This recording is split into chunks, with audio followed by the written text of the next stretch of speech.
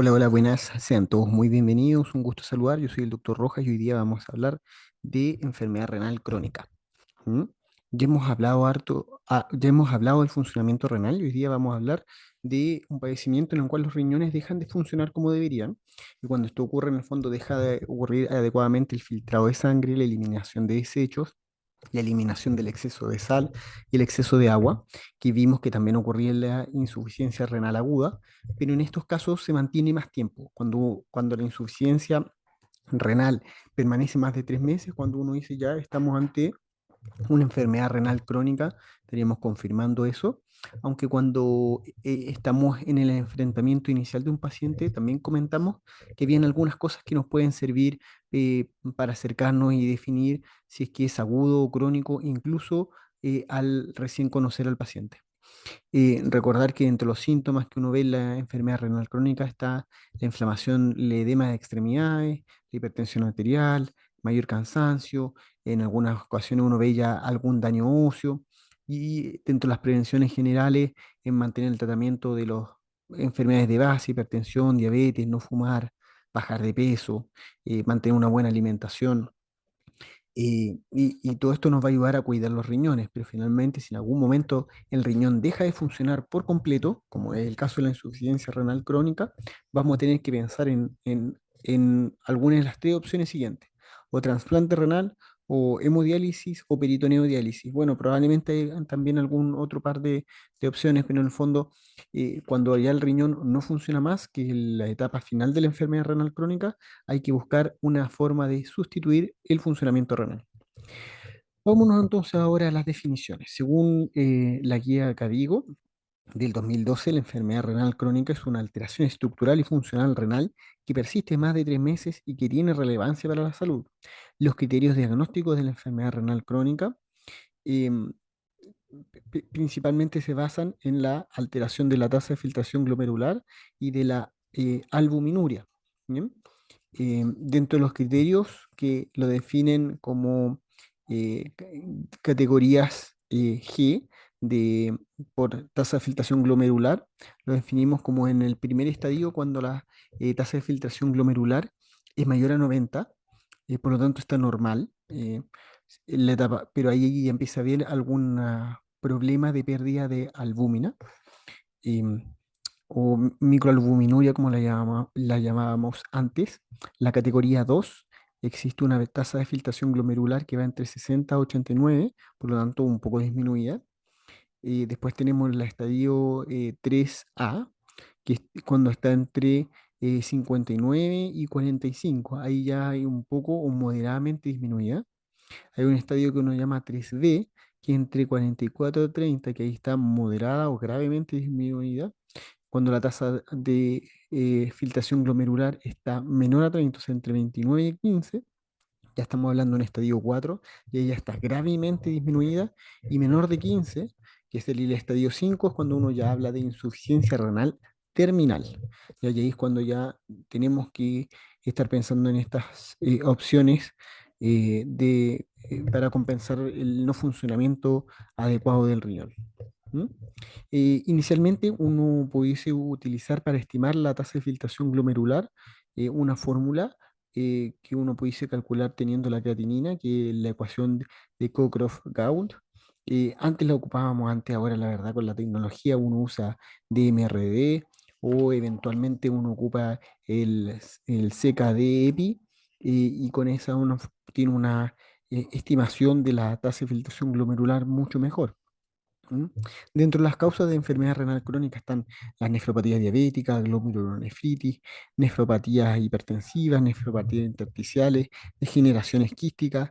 Menos frecuentes podrían ser las nefropatías isquémicas, las nefropatías obstructivas, las enfermedades sistémicas del tejido conectivo, sarcoidosis, amiloidosis.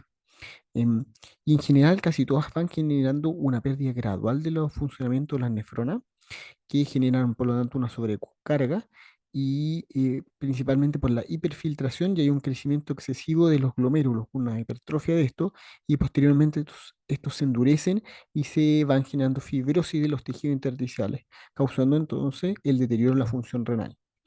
Em, Durante el proceso insuficiencia renal crónica, en la sangre se empiezan a acumular toxinas urémicas, que son el resultado del metabolismo de las proteínas, sobre todo moléculas de pequeño y medio tamaño. Se reduce la producción de eritropoyetina en los riñones, lo que genera en el fondo anemia, que en general es normonormo en el caso de la enfermedad renal crónica, o en general es normonormo. Hay una inhibición de la médula ósea por estas toxinas urémicas, una disminución del periodo de la supervivencia del eritrocito, deficiencia de ácido fólico y deficiencia de vitamina B12, que conducen en el fondo todo eso en conjunto a anemia. También ocurre una alteración en la hidroxilación de la vitamina D, que se reduce en los riñones, lo cual puede generar hipocalcemia e hipoparatiroidismo secundario. Por lo tanto, el cuerpo pierde ahí parte de la capacidad de mantener un buen funcionamiento del cuidado óseo, ¿ya? Em, También pueden haber alteraciones en la excreción de sodio y agua por disminución de la natriuresis. Puede haber una liberación excesiva de sustancias vasoconstrictoras, específicamente la angiotensina 2 y la endotelina 1, que finalmente se alteran. Y todas estas en conjunto van aportando en las causas de la enfermedad renal crónica. Dentro de la historia en general, hay síntomas que son generales, como la debilidad, la fatiga, la hipotermia, pérdida de apetito, disminución de la resistencia a infecciones en general. Entonces son más lábiles las infecciones. Hay síntomas cutáneos como más palidez, sequedad, piel terrosa, sangrados prolongados de la herida. Hay una formación más habitual de equimosis, prurito. Algo que se define como escarcha urémica, en la cual uno ve como una cristalización de urea en la piel. Em, También aparecen trastornos del aparato circulatorio, más marcada hipertensión, hipertrofia ventricular izquierda, puede aparecer insuficiencia cardíaca, arritmia, aterosclerosis, calcificaciones vasculares, pericarditis urémica, entre otros. Entre los síntomas respiratorios puede aparecer una respiración de acidosis, que es la respiración de Kussmaul, una pleuritis urémica, em, edema pulmonar, entre otros, son más bien de insuficiencia renal avanzada, trastornos en el aparato digestivo como gastroenteritis, úlceras duodenales o gástricas, sangrado, hemorragia del tubo digestivo, halitosis urémica, náuseas, vómitos, ilioparalítico, incluso pancreatitis aguda. Y en algunos casos, cuando está más avanzado, pueden aparecer trastornos del sistema nervioso y muscular, con deterioro de conciencia, memoria, cefalea, somnolencia, trastorno en general de comportamiento, convulsiones, comas, alteraciones en algunos de los reflejos eh, músculo-tendíneos profundos. em, Pueden aparecer alteraciones en el sistema reproductor, en el fondo trastornos en los ciclos menstruales en mujeres con amenorrea secundaria incluso, infertilidad y disfunción sexual, con alteración de la libido e impotencia.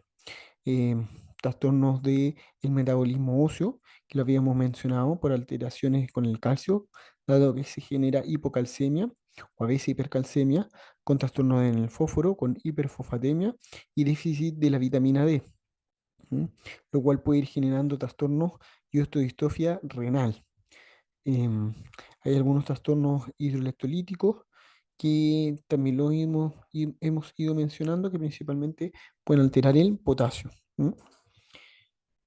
De aquí, importante en el diagnóstico, siempre incluir algunos exámenes de orina, buscando albuminuria, proteinuria. También uno pudiese ver cilindros, leucocituria, dentro de otros. Dentro de los exámenes serológicos, o sea, de sangre, buscar anemia, porque es bien habitual encontrar esta anemia normocítica, normocrónica. Eh, Uno puede ver una creatinina elevada, urea elevada, ácido úrico, trastorno en el potasio, en el fósforo que aumentan, de paratormona que aumentan. También uno puede ver aumento de los triglicéridos y del colesterol total, hipocalcemia y acidosis metabólica. Eso entre las cosas que uno ve en los exámenes en sangre. Y prueba de imágenes, lo hemos mencionado previo, la ecografía. Eso es lo más útil porque habitualmente en una insuficiencia renal crónica el tamaño renal disminuye, incluso en el eje longitudinal a menos de 10 centímetros.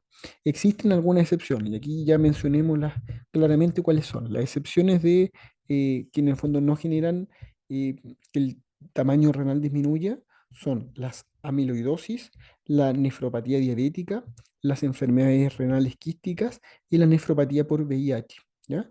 Em, Todas esas no alteran el tamaño del riñón, aun cuando sea una enfermedad renal crónica. Es importante evitar en estos casos, a menos que sea muy necesario, los exámenes con contraste, como los escáneres, ¿ya? Dado que estos pudiesen generar nefropatía por contraste, que nos empeoraría el cuadro.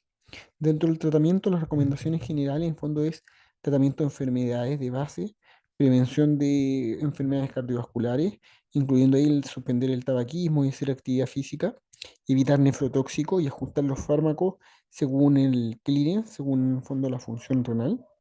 Hay que prevenir infecciones con vacunación anual de influenza, con vacunación antineumocócica, y esa se repite cada 5 años, y vacunación contra hepatitis B. ¿M? Em, en la alimentación es importante el administrar una suficiente cantidad de energía. eh, Uno lo que sugiere ahí es 30 calorías por kilo peso día, con una ingesta recomendada de proteínas que pudiese variar un poquitito según la capacidad de filtración glomerular. ¿Ya? Probablemente eso lo vamos a conversar en más detalle justamente en el tema premium de la semana, porque es lo que hasta ahora me han mencionado como más importante o que más llamaría la atención el revisar. Por lo tanto, hoy lo vamos a hacer una revisión dirigida. Y dentro del tratamiento farmacológico, lo que uno buscaría es un tratamiento para reducir proteinuria.